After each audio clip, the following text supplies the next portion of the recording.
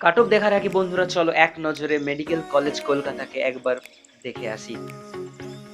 Proper কলকাতায় অবস্থিত এটা একটা হেরিটেজ। এই কলেজের ক্যাম্পাস ভিউ অসাধারণ এবং অনেকেরই স্বপ্ন থাকে এই ক্যাম্পাসে নিজের 5 বছরের এই এমবিবিএস কোর্সটা কমপ্লিট করার জন্য।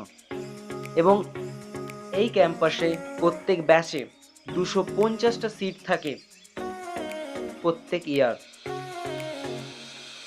এবং এই ক্যাম্পাসে তোমরা প্রথমত দেখতে পাবে খুবই সুন্দর অডিটোরিয়াম,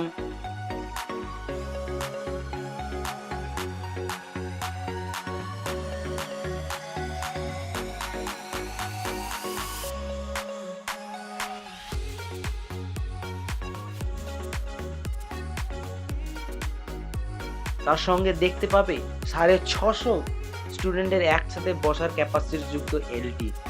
সত্যি সব কিছুই একদম অল ওকে। তবে এবং বয়েজ হোস্টেলে যদি বলি, বয়েজ হোস্টেল খুবই সুন্দর সাজানো এবং পরিষ্কার পরিচ্ছন্ন, যা তোমরা দেখতেই পাচ্ছ ভিডিওতে।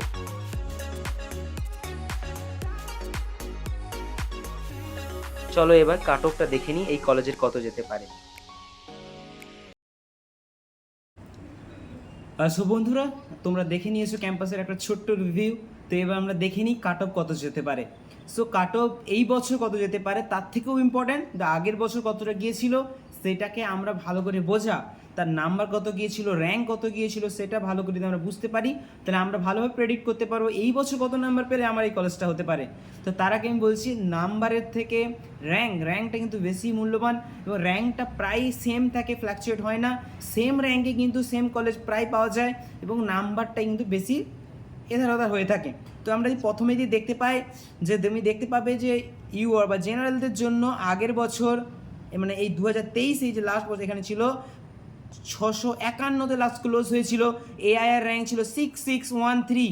মানে তোমাকে যদি এই বছর এই কলেজটা জেনারেল হিসেবে অ্যালটমেন্ট করতে চাও তাহলে 6613 এআর এই র্যাঙ্কের ভেতরে তোমাকে থাকতে হবে, তবে কিন্তু এই কলেজটা পাবে। নাম্বারের দিকে তাকাবে না, র্যাঙ্কটার দিকে বেশি করে তাকাও। ওবিসি এর জন্য আগের বারে গিয়েছিল 650, এআর র্যাঙ্ক ছিল 7241। ওবিসি বির জন্য গিয়েছিল 630, এআর কত 14151। আবারও বলছি র্যাঙ্কটা বেশি ইম্পর্টেন্ট, র্যাঙ্কটা কী হবে সেটার উপর ডিপেন্ড করছে। ইডাব্লিউএসদের জন্য গিয়েছিল 629, এআর ছিল 41162।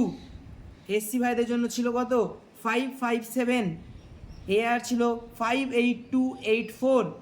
এসটি ভাইদের জন্য ছিল কত 400, এআর ছিল 2311156।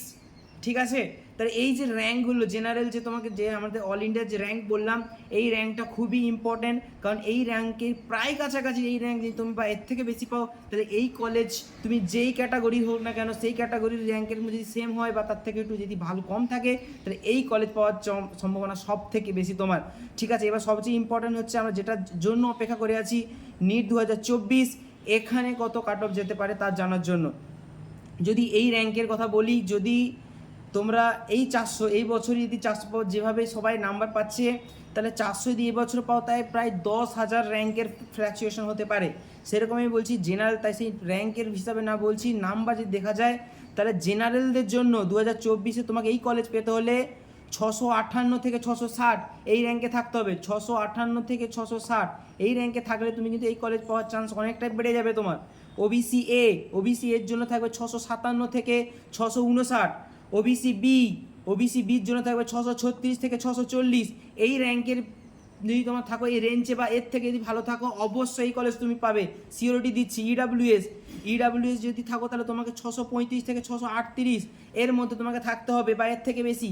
এসসি ভাইদের জন্য তার কত হবে 669 থেকে 569 থেকে 574 এই নাম্বারের মধ্যে তোমাকে থাকতে হবে।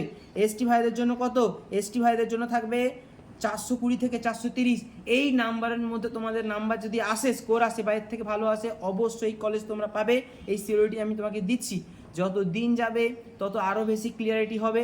যদি ভিডিওটা ভালো থাকে অবশ্যই লাইক অ্যান্ড সাবস্ক্রাইব করবে এবং তোমাদের পার্সোনাল কোনো যদি ইস্যু থাকে আমার এখানে ইনস্টাগ্রাম আইডি আমি দিচ্ছি, যদি কোনো পার্সোনাল কিছু জিজ্ঞাসা থাকে অবশ্যই আমার ইনস্টাগ্রামে তোমরা মেসেজ করতে পারো, না হলে কমেন্ট সেকশানে তোমাদের ডাউট তুমি ক্লিয়ার করতে পারো। অবশ্যই দেখা হবে পরের কোনো ভিডিওতে, তখন জন্য বাই।